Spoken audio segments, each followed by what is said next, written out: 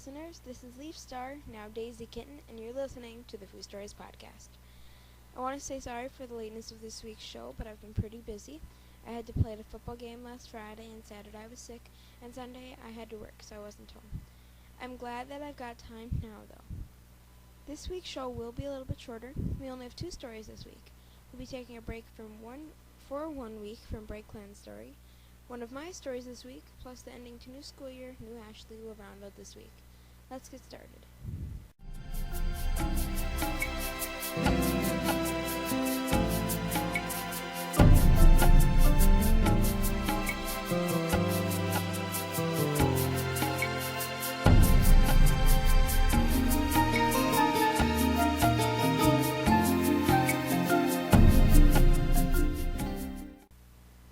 Alright, Foo listeners, the first story this week comes from, of course, me. It's a Warriors edition of a classic Aesop's fable. Called The Apprentice and the Squirrel, I wrote it as an elder story for my Warriors roleplay. I hope you like it. Once a young apprentice named Leafpaw was hunting through the ferns in the forest when she came across a squirrel. The squirrel was stuck in a hole. It was a nice, big, fat, juicy squirrel, too, and Leafpaw was interested in catching such a big squirrel to show off to the other apprentices, since it would surely feed a queen and her kits. Suddenly, Leafpaw's thoughts were broken by words. "Hello," said a voice. "Who's there?" Leafpaw asked, trying to scent any other cats. "Down here," the voice said again. Leafpaw looked down into the hole and saw the squirrel looking at her. "Were you talking to me?" she asked the squirrel. "Why, yes, I was. I was just thinking, maybe you should come down here and catch me, since I'm such a nice, plump squirrel." Leafpaw looked at the squirrel, and then she jumped into the hole. It was much deeper than she thought. Then quickly, before she could even think, the squirrel jumped on her head and out of the hole, and it looked back down to her. "You think that a squirrel such as I would ever let you catch me? Silly cat." At this point, Leafpaw realized that she couldn't jump out of the hole, as her legs were not strong enough to make the leap, as the squirrel had done. She called and called for help, and when a warrior on the dawn patrol had finally found her the next day, she was starving and tired. But once back in camp, she wasn't allowed to sleep. For her foolish actions, she had to clean out the elder's den. And that is why you should always think before you act.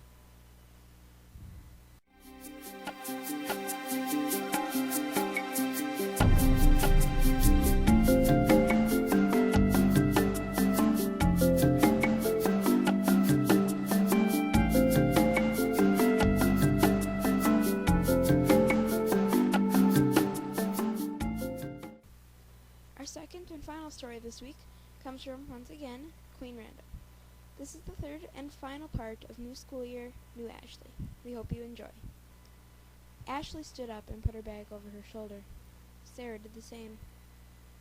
"Wow, that teacher is meaner than our second grade teacher who made us scrub the elementary toilets." Sarah nodded. "Yeah, we better not pass notes anymore."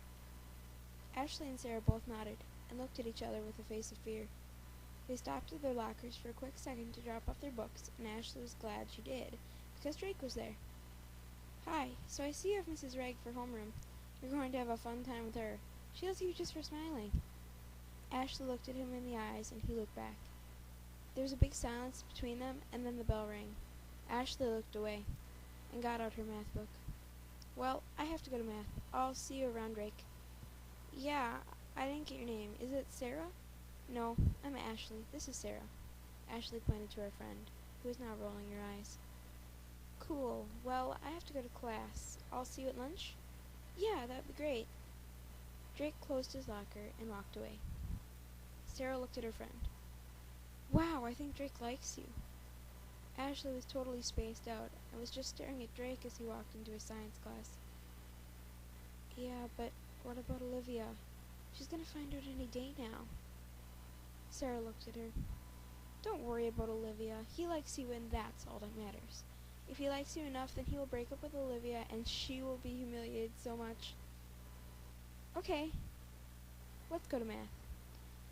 Ashley and Sarah grabbed their books, shut their lockers, and walked to their math class. Now, we'd like to thank Queen Random for that great story. It's finished now, so we have no more to read. We hope to feature more of your stories in the coming weeks. Thanks to Brightland, even though she was not featured this week, for her stories so far. We will feature once again her stories for the next number of weeks. Remember that you can send your stories in too. Just post them either on our forum on FooPets or send your story to us at TheFooStories@yahoo.com.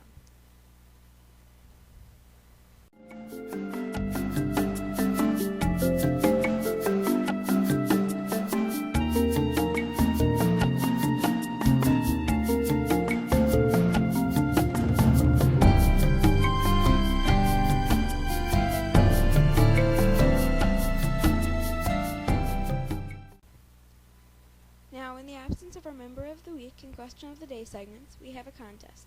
The contest is to create a brand new logo for us. You're welcome to use the profile pictures from FooPets, and just make sure that the Foo Stories and our email are on the picture. Remember, our profiles are now I'm Daisy Kitten and Tiny Cupcake. Just upload the same way you would a story. The deadline is the end of the month. Thanks for tuning in this week, everyone. I'm Daisy Kitten, the Foo Stories narrator, closing the book.